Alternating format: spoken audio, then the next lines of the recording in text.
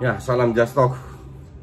Hari ini ada beberapa match yang bisa dibahas. Yang jelas Arsenal lagi main tuh babak kedua. Nanti gue juga bikin, entah itu digabung atau enggak sama Chelsea. Kita lihat matchnya Chelsea dulu. Sekarang kita bahas MU lawan Brighton. Memang harus diakui bahwa sisa matchnya MU itu tidak susah di atas kertas. Dan terakhir mungkin ketemu Leicester.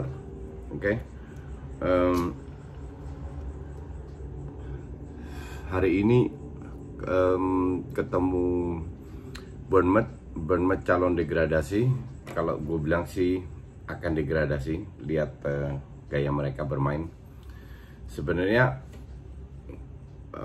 Bournemouth itu tidak semua jelek, tapi ada 1, 2, 3 pemain yang terutama di belakang yang nggak fokus atau nggak ngerti cara bermain bola secara visi, sehingga ya golnya Greenwood yang pernah itu kelihatan banget, itu bener-bener ya blunder. Kita lihat statsnya 19 shots dibanding 7. MU awalnya itu agak gimana ya, nggak bagus lah. Bukan levelnya MU, tapi mungkin mereka lebih berhati-hati. Gue nggak tahu juga. Menurunkan squad yang menurut gue itu terbaik, yaitu nggak pakai Daniel James tapi Greenwood di kanan, di belakangnya Fernandes dan Pogba sama Matic. Oke. Nah, setelah unggul banyak baru oleh rotasi. Tapi gue melihat strategi Ole itu sangat tergantung dengan pemain yang dia miliki. Dalam arti lapis 2 itu nggak bisa bermain dengan strategi yang dia sekarang. Hanya 11 pemain yang diturunkan, itu benar-benar 11 terbaik. Kita lihat lawan Norwich lah, dirotasi dikit langsung jeblok permainannya. Nah, gol pertama kalau gue bilang ya sorry to say, tapi kembali lagi kesalahannya Maguire sama De Gea. Walaupun gue bilang Maguire nggak main jelek ya, tapi hal kayak gitu tidak layak untuk seorang defender di tim papan atas.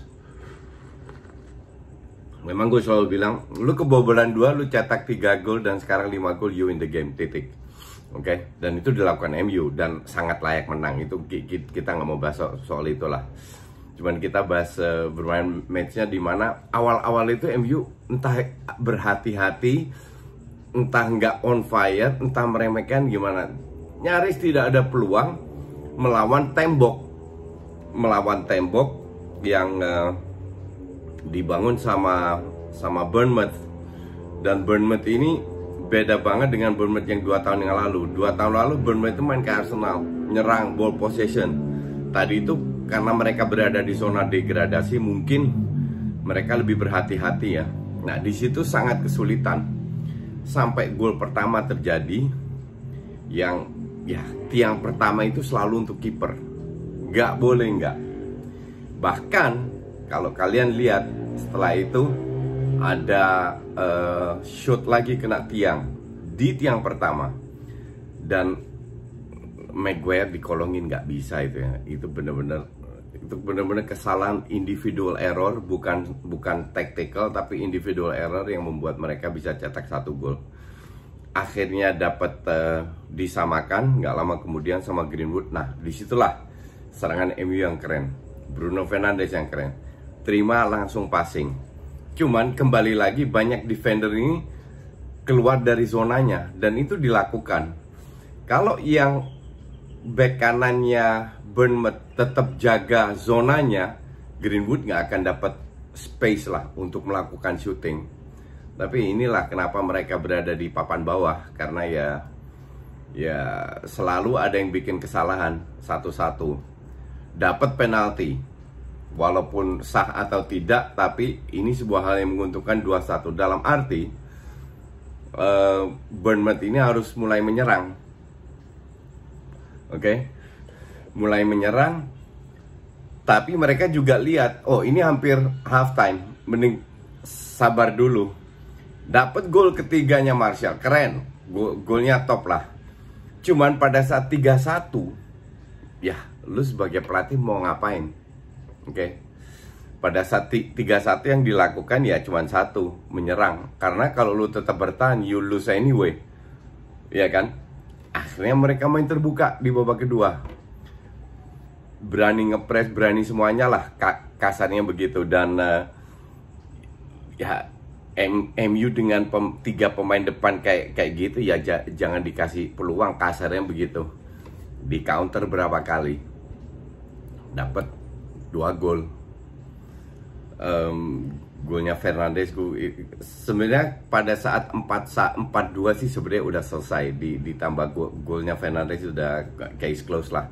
Mereka mengontrol pertandingan. Cuman kalau lihat Bournemouth, kita lihat kelemahannya MU. Oke.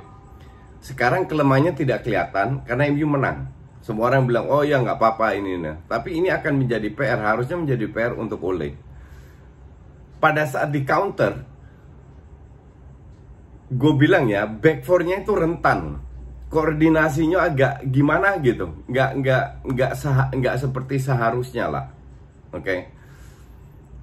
Ini karena berkali-kali end passing-nya aja buruk. Kalau tim yang agak bagus end passing, nggak usah bagus, agak bagus saja udah kena serang kiri kanan. Nah ini yang kalau gue bilang harus dikontrol lagi, harus diperbaiki lagi oleh Ole. Kalau kita lihat statistiknya ya, 19 shot lawan 7, 15 on target, dapat 5 gol. Mereka cuma 5, dapat 2 gol. Big chance 4, mereka 3.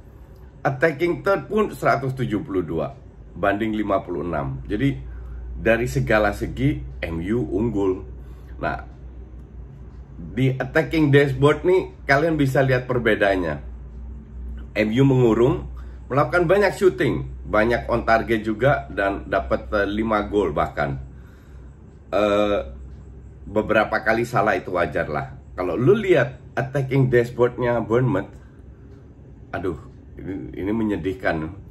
Bola yang ke depan, ke samping, end passing itu nggak masuk, nggak nyampe, merah semua.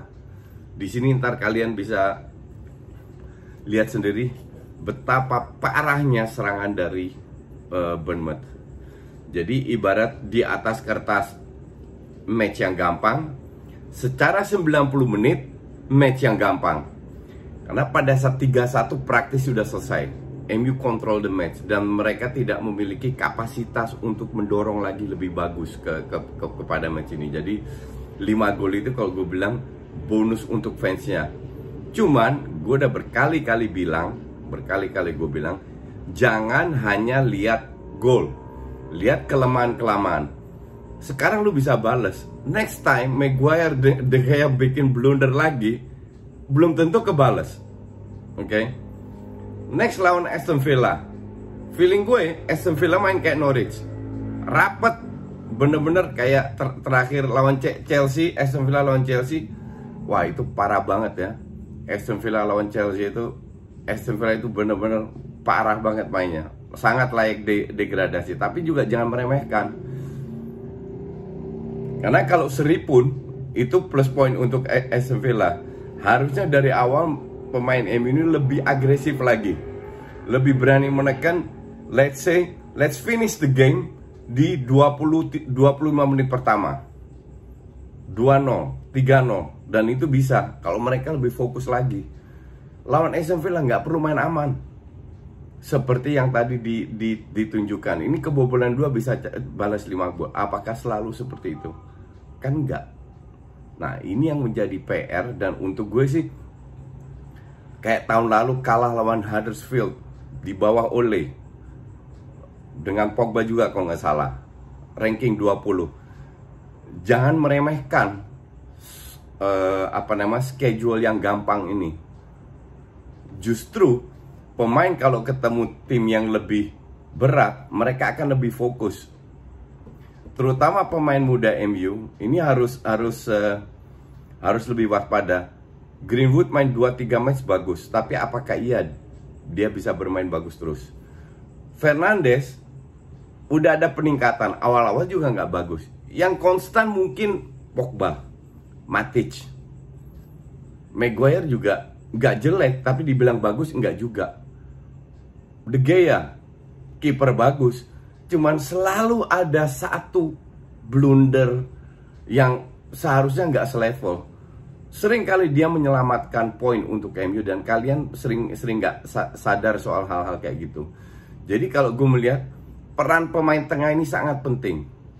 Fernandes, Pogba, Matic, dan ini kalau gue bilang nggak bisa digantikan. Kalau digantikan, you will get another game. Persis kayak lawan Norwich, Pogba nggak main, Rashford nggak main, Martial kalau nggak, Bruno Fernandes main. Tapi still you will get another game. Nah, MU harus berusaha, beruntung, berdoa agar tidak banyak pemain inti yang cedera. Kalau seandainya ada pemain inti yang cedera, ini akan jadi lebih seru menjelang akhir musim. Itu yang gue tunggu. Thanks for watching.